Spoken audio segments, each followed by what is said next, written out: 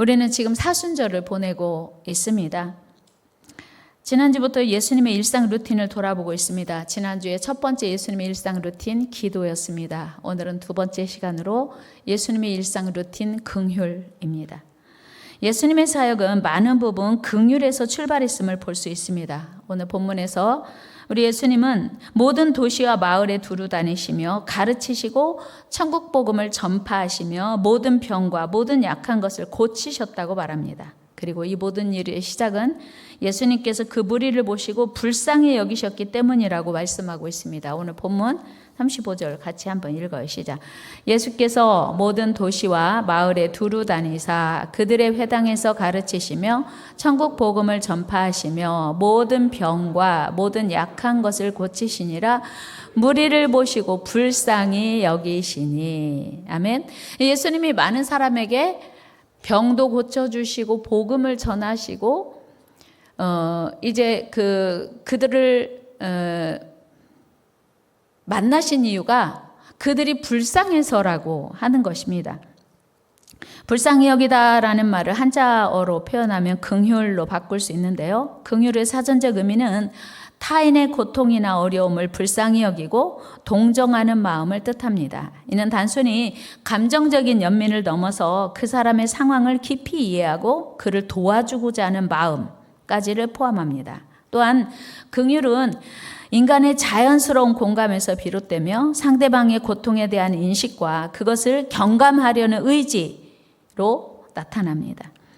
긍휼은 성령의 9가지 열매로 바꿔보면 자비로 표현할 수 있습니다.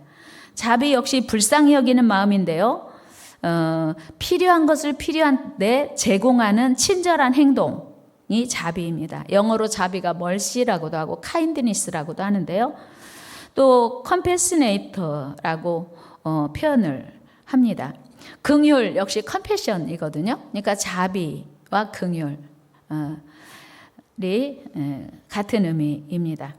그러니까 긍휼도 불쌍히 여겨 도와주려는 마음이고 자비도 같은 의미입니다. 성경에 흐르는 전체 주제 역시 하나님의 긍휼과 하나님의 자비입니다. 여러분 인류 최초의 사람 아담과 하와가 하나님의 명령을 거부했어요. 그리고 선악과를 먹었습니다. 하나님께서 아담을 찾아가셔서 아담아 네가 왜 하나님의 말씀을 거역하고 선악과를 먹었느냐 했을 때 아담의 대답은 무엇이었냐면 하나님 죄송합니다. 잘못했습니다. 이렇게 하면 사실은 용서받을 일이었어요. 그런데 뭐라고 했냐면 하나님이 만들어주신 저 여자가 하와가 먹으라고 해서 먹었어요. 탓한 거예요. 남에게 책임 전가했죠. 하나님이 하와에게 질문하십니다. 하와야 너 왜 내가 먹지 말라고 한 선악과 먹었어? 이때도 하와가 책임 전가합니다. 하나님, 뱀이 나를 유혹했어요. 뱀이 나를 꿰물어 내가 먹었습니다. 어쩔 수 없이 하나님은 아담과 하와를 범죄하게 만든 뱀을 저주했습니다.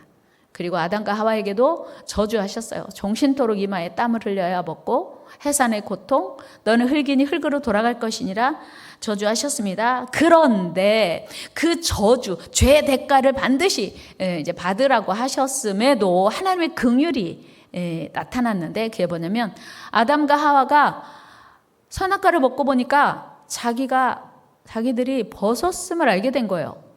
자기들의 부끄러움을 가리기 위해서 무화과 나무 잎을 엮어 치마를 만들어 입었네요. 창세기 3장 7절입니다. 같이 읽어요. 시작.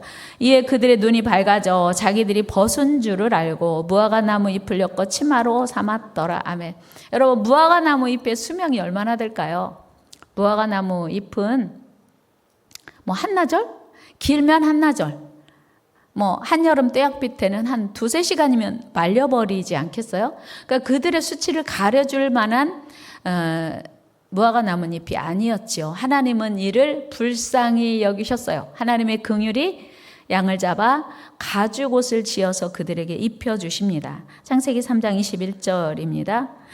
여호와 하나님이 아담과 그의 아내를 위하여 가죽옷을 지어 입히시니라. 아멘. 여러분 요즘도 가죽옷은요 고급 옷이에요. 그런데 하나님이 아담과 하와를 위해서 긍휼을 베푸셔서 불순종한 아담과 하와에게 말리지도 않고 또 뭐 쉽게 세탁할 필요도 없는 가죽옷을 지어 입혀 주셨습니다. 이것이 하나님의 긍휼 아니겠습니까? 불순종한 아담과 하와를 하나님이 불쌍히 여기신 것입니다. 우리 하나님의 속성 중에 긍휼은 성경 곳곳에 기록되어 있습니다. 다윗이 교만하여 인구조사한 거. 야, 내가 다스리고 있는 백성들의 숫자가 도대체 얼마나 되는 거야?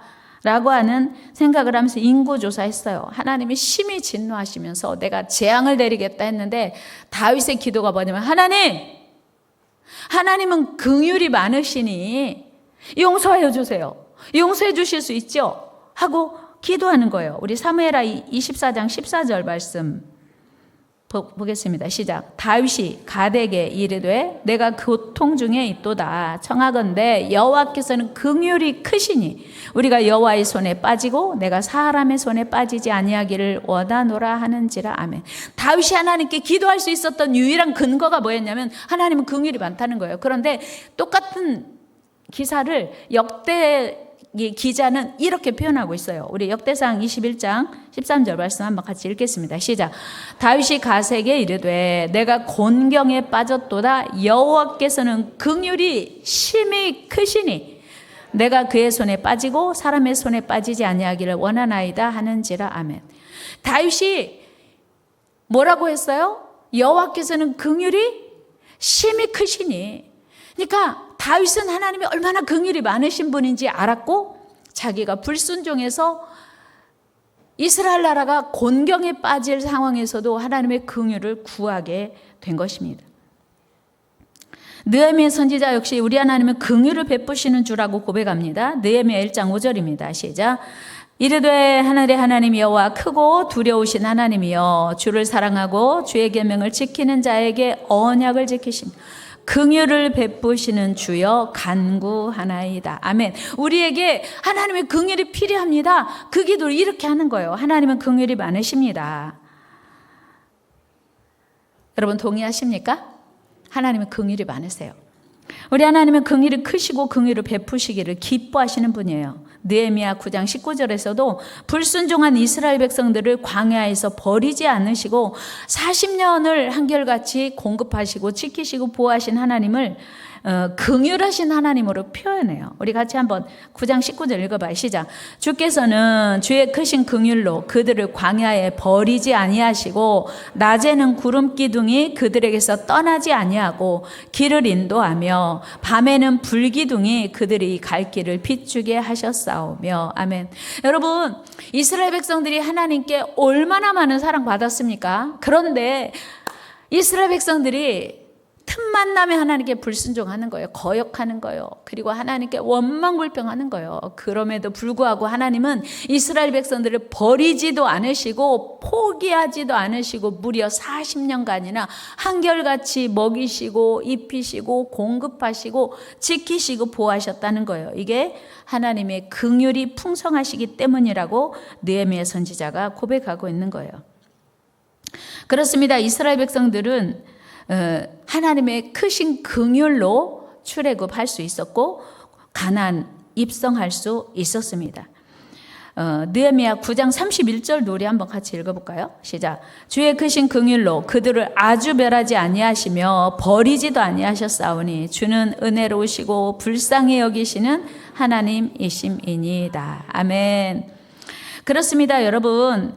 이처럼 우리 하나님은 긍휼이 풍성하십니다. 다윗이 하나님의 긍휼하심과 인자하심이 영원부터 있었다고 고백하거든요. 시편 25편 6절 읽어봅니다. 여호와여 주의 긍휼하심과 인자하심이 영원부터 있었사오니 주여 이것들을 기억하옵소서. 아멘. 여러분 하나님이 긍휼이 풍성하시기에 오늘 우리가 이 자리에 있는 줄로 믿습니다. 세상 사람들은 조금만 잘못하면 비난하고 정죄하고 판단하고 우리를 아주 그냥 예리한 칼날로 우리를 그렇게 평가하지만 하나님은 긍휼이 풍성하셔서 다시 용서해 주시고 다시 참으시고 다시 기다리시고 다시 품으시고 다시 사랑하는 줄로 믿습니다. 그 긍휼이 풍성하신 하나님을 시편 기자는 또 이렇게 고백해요. 시편 103편 4절 5절 말씀 읽겠습니다. 시작. 내 생명을 파멸해서 속량하시고 인자와 긍휼로 관을 씌우시며 좋은 것으로 내 소원을 만족하게 하사 내 청춘을 독수리같이 새롭게 하시는도다. 아멘. 하나님은 긍휼이 풍성하셔서 우리 인생을 새롭게 하신다는 거예요. 그 긍휼이 풍성하신 하나님의 은혜가 저와 여러분들의 삶에 계속되기를 축복합니다. 여러분, 이처럼 우리 하나님은 긍휼이 풍성하신 하나님이십니다. 불순종한 요나, 진짜 하나님이 니느웨 백성 구하라고 사명 주셨는데 다시스로 가요. 니느웨 정반, 하나님 저 가기 싫어요. 안 갈래요. 그리고 다시스로 가는 배를 탑니다. 하나님은요, 우리 같았으면 안 가? 그럼 마라. 포기하거나 버릴 것 같은데 요나가 탄 배를 찾아가요.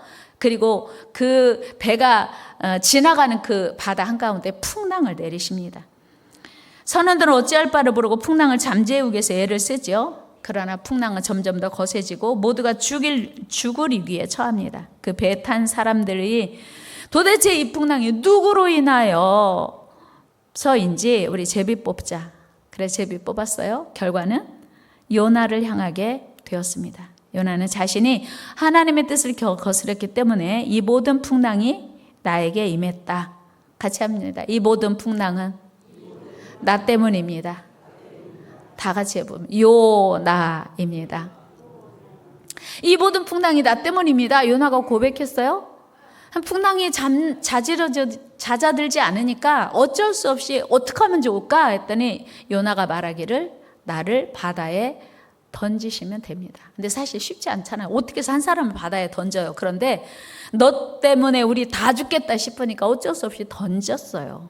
그런데 우리 하나님은요, 불순종한 요나가 던져지는 그 바다에 찾아가셔서 물고기를 준비하시고 물고기를 통하여 요나를 지키고 보존하십니다. 죽을 위기에 처한 요나, 거기서 철저히 회개하고 다시 니느웨로 가기로 결단합니다. 요나의 기도를 들으신 하나님은 그 물고기를 다시 감동시키셔서 육지에 요나를 토하게 만드십니다. 여러분, 온 천지를 지으시고 다스리시는 우리 하나님은 우리 인생의 생사화복을 주장하십니다. 그래서 물고기로 하여금 요나를 보호하게도 하시고 토하게도 하시고, 한번 해볼까요? 요나를 삼키게도 하시고 토하게도 하시는 하나님.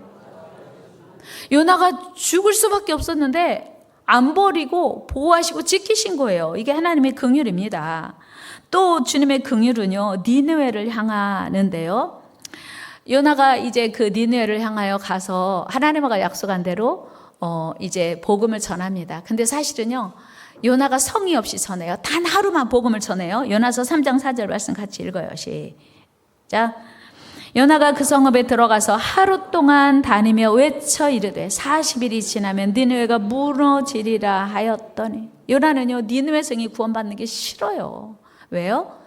요나가 북이스라엘을 다 공격해서 아수르가 니느웨의 수도, 아수르의 수도인 니느웨가 이제 그 북이스라엘을 멸망시켰고 남유다도 공격하고 있으니까 싫은 거예요. 자기의 원수예요. 그런데 하나님이 그 원수 나라에 가서 복음 전하라 하니 요나는 너무 싫었던 거예요. 그래서 다시 가겠다고 해놓고도 사실은 하루만 성의 없이 복음 전합니다. 그런데 놀랍게도 요나의 외침을 들은 니느웨 왕과 모든 백성들이 금식하며 회개하는 거예요. 짐승까지도 다 금식하며 회개해요. 그러니까 이제 온 나라 백성이 회개하는 것을 보신 하나님이 용서하세요. 우리 요나서 3장 7절 8절 말씀 읽을까요? 시작. 왕과 그 대신들이 조서를 내려 니느웨에 선포하여 이르되 사람이나 짐승이나 소떼나 양떼나 아무것도 입에 대지 말지니 곧 먹지도 말 것이요 물도 마시지 말 것이며 사람이든지 짐승이든지 다 굵은 베옷을 입을 것이요 힘써 하나님께 부르짖을 것이며 각기 악한 길과 손으로 행한 강포에서 떠날 것이라. 아멘. 하나님을 모를 줄 알았던 니느웨 왕이요, 온 백성이 금식 선포하고 회개합니다. 하나님의 긍휼이 통했던 거죠. 그래서 하나님이 그들을 용서하세요. 이게 하나님의 긍휼이에요. 하나님은 버리기로, 진노하기로, 마음을 굳게 결심하셨다 할지라도 회개하면 용서하세요. 이게 하나님의 긍휼입니다. 우리가 범죄했을지라도 벌하기보다 용서하기를 원하시고요. 회개하고 구원받기를 원하세요. 그렇게 아끼시는, 그러니까 범죄자라도 회개하고 돌아가길 원하시는 것이 하나님의 긍휼이에요. 우리 요나서 4장 11절 말씀 읽어요. 시작. 하물며 이 큰 성읍 니느웨에는 좌우를 분별하지 못하는 자가 12만여 명이요 가축도 많이 있나니 내가 어찌 아끼지 아니하겠느냐 하시니라 하면, 하나님의 긍휼이 느껴지지 않습니까? 야, 12만 명이나 있어. 그런데 내가 어떻게 이들을 벌하겠어? 회개하니까 용서해 줘야지. 하나님의 긍휼. 여러분, 우리가 전도해야 할 이유가 바로 이것 때문이에요. 우리가 해피데이를 진행하는 이유가 바로 이것 때문이에요. 하나님의 긍휼, 저들이 구원하기 되기를 그렇게 원하시는 거예요. 아직도 우리 주변에는 구원받아야 할 영혼이 너무 많습니다. 우리 하나님은 저들을 긍휼히 여기신다는 사실이에요.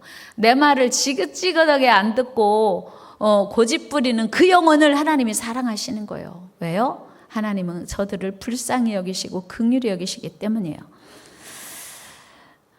주님의 긍휼의 마음이 우리 마음에 부어지기를 축복합니다. 우리 예수님은 공생의 사역 역시 모두가 긍휼에서 출발했음을 보게 돼요. 오늘 본문 아까 읽었지만 다시 보면 마태복음 9장 36절을 보면 분명히 말씀하고 있어요. 시작. 무리를 보시고 불쌍히 여기시니. 아멘. 이들이 예수님을 따르기는 하지만 아직 믿지 않는 자들이에요. 그런데 불쌍해서 그들에게 복음도 전하고 그들에게 병도 고쳐주시는 거예요. 여러분, 하나님은 우리를 불쌍히 여기시고요. 하나님이 불쌍히 여기시기만 하면 우리 모든 문제는 다 해결됩니다. 오늘 본문 바로 앞에서 2명의 매잉인이 예수님께 소리질러 간구합니다. 뭐라고요? 이렇게 마태복음 9장 27절입니다. 시작. 예수께서 거기에서 떠나가실새 2 맹인이 따라오며 소리질러 이르되 다윗의 자손이여 우리를 불쌍히 여기소서. 앞을 못 보는 2 맹인이 예수님께 소리 지른 건 단 한마디요. 뭐라고요? 우리를 불쌍히 여기소서. 그랬더니 지나가시던 예수님이 걸음을 멈추시고 보아라, 내 믿음이 너를 구원하였느니라. 와, 예수님이 불쌍히 여겨주실 것을 구했더니 진짜 예수님이 불쌍히 여기시고 고쳐주셨어요. 그런가 하면 누가복음 7장에 보면요, 하나밖에 없는 외아들을 키우고 있던 엄마, 과부 엄마가 이 아들을 애지중지 키우고 있는데 그만 죽었어요. 이 과부의 슬픔이 얼마나 대단하겠어요. 이 과부가 아들이 죽었으니 죽은 아들 붙들고 살 수 없잖아요. 그러니까 장례를 치르는데 그 장례 행렬과 예수님이 맞닥뜨려요. 사연을 듣고 보니까 이 과부가 너무 불쌍한 거예요. 야, 과부라고 하면 이미 남편과 사별한 건데 아들마저 죽었으니 이 과부가 얼마나 불쌍해요. 그래서 예수님이 이 과부를 불쌍히 여기시고 이미 죽어서 장례식을 치르고 있는 그곳에서 장례 행렬을 멈추시고 그 아들을 살려주세요. 우리 한번 말씀 읽어봅시다. 누가복음 7장 13절 시작. 주께서 과부를 보시고 불쌍히 여기사 울지 말라 하시고. 아멘. 야, 예수님이 불쌍히 여기기만 하면 다 되는구나. 다 되는구나. 예수님이 불쌍히 여기니까 맹인도 치료되고, 예수님이 불쌍히 여기시니까 죽은 아들도 살아나고, 예수님이 불쌍히 여기시니까 병자가 고침받는 거예요. 마태복음 14장 14절 같이 읽어요. 시작. 예수께서 나오사 큰 무리를 보시고 불쌍히 여기사 그 중에 있는 병자를 고쳐주신. 아멘. 보세요. 우리 예수님은요, 일상 속에서 늘 긍휼을 베풀어 주셨다는 사실이에요. 이처럼 우리 예수님은 병자든지 죽은 자든지 가난한 자든지 배고픈 자들, 굶주린 자들을 불쌍히 여기셔서 5,000명을 오병이어로 먹이시기도 했거든요. 예수님의 일상 속에 중요한 루틴 하나가 긍휼히 여기는 것이었다는 사실이에요. 그리고 예수님을 만나는 많은 이들은 그 예수님의 긍휼로 인해서 많은 문제를 해결한 것을 보게 됩니다. 오늘 우리의 기도가 주여 우리를 불쌍히 여기소서가 되어야 하는 이유예요. 한번 해볼까요? 주여 우리를 불쌍히 여기소서. 주여 우리를 불쌍히 여기소서. 아멘. 여러분, 이 기도가 중심에서 우러나오는 간절한 기도가 하나님께 드려진다면, 하나님께서 오늘 우리를 불쌍히 여기시기만 하면 우리가 간절하게 사모하는 그 기도, 그 간절함이 해결될 줄로 믿습니다. 우리 기도가 늘 하나님 나를 불쌍히 여기소서 되어야 할 이유예요. 여러분, 예수님은 일상이 긍휼을 베푸시는 것이었어요. 십자가 앞에서 도망갔던 베드로와 제자들을 다시 찾아가신 것이 자존심이 없어서가 아니라, 벨이 없어서가 아니라 예수님의 긍휼 때문에 다시 가셔서 네가 나를 사랑하냐? 다시 사명 주시고 내 양을 치라, 내 양을 먹이라 하신 거예요. 이게 예수님의 긍휼이에요. 여러분, 우리 예수님은 십자가에 달려 돌아가시는 그 순간에도 긍휼을 베푸셨습니다. 예수님은 십자가에서 물과 피를 다 쏟으시고 돌아가시는 순간에 마지막 사력을 다해서 오른편 강도에게 긍휼을 베푸세요. 우리 예수님은 영원히 버림받을 수밖에 없는 오른편 강도, 흉악무도한 죄를 지어서 십자가에 못 박여 죽는 오른편 강도에게 긍휼을 베푸셔서 네가 오늘 나와 함께 낙원에 있으리라, 마지막 구원하시는 거예요. 우리 누가복음 23장 43절 읽어요. 시작. 예수께서 이르시되 내가 진실로 네게 이르노니 오늘 네가 나와 함께 낙원에 있으리라 하시니라. 예수님이 이 말할 기운이 없었어요. 이미 물과 피가 다 쏟아졌기 때문에. 그러나 마지막 긍휼을 예수님은 십자가에서 베푸세요. 그런데 중요한 것은 이 오른편 강도가 먼저 주님 당신의 나라에 임하실 때 나를 기억하소서, 나를 불쌍히 여기소서 먼저 요청한 거예요. 말씀 읽어요. 42절 시작. 이르되 예수여 당신의 나라에 임하실 때 나를 기억하소서 하니. 이 말은 뭐예요? 나 불쌍히 여겨주세요. 나 버리지 말아주세요. 나 포기하지 말아주세요. 나 세상에서는 흉악무도한 죄를 짓고 십자가에 달려 죽을 수밖에 없는 강도였지만, 그러나 내가 구원받고 싶습니다. 나 불쌍히 여겨주세요. 이 기도를 주님 외면하지 않으시고 구원해 주셨습니다. 여러분, 우리도 예수님처럼 긍휼을 베푸는 삶을 살아야 돼요. 그때 우리 주님께서도 우리에게 더 큰 긍휼을 베풀어 주십니다. 여러분, 예수님의 일상 루틴인 긍휼이 언제 어디서나 우리를 통하여 나타날 수 있기를 축복합니다. 사도 바울이 이렇게 권면하고 있어요. 에베소서 4장 32절 말씀 읽어요. 시작. 서로 친절하게 하며 불쌍히 여기며 서로 용서하기를 하나님이 그리스도 안에서 너희를 용서하심과 같이 하라. 아멘. 서로 먼저 같이 함께. 여러분, 해피데이는 긍휼 사역이에요. 전도는 긍휼 사역입니다. 이 사순절에 예수님의 일상 루틴은 긍휼을 배워서 긍휼의 사람이 되어야 합니다. 우리가 다른 사람의 긍휼을 베풀 때 예수님께서도 우리에게 긍휼을 입혀 주시기 때문이에요. 지금 우리가 사는 세상은 점점 더 악해져 가고 있습니다.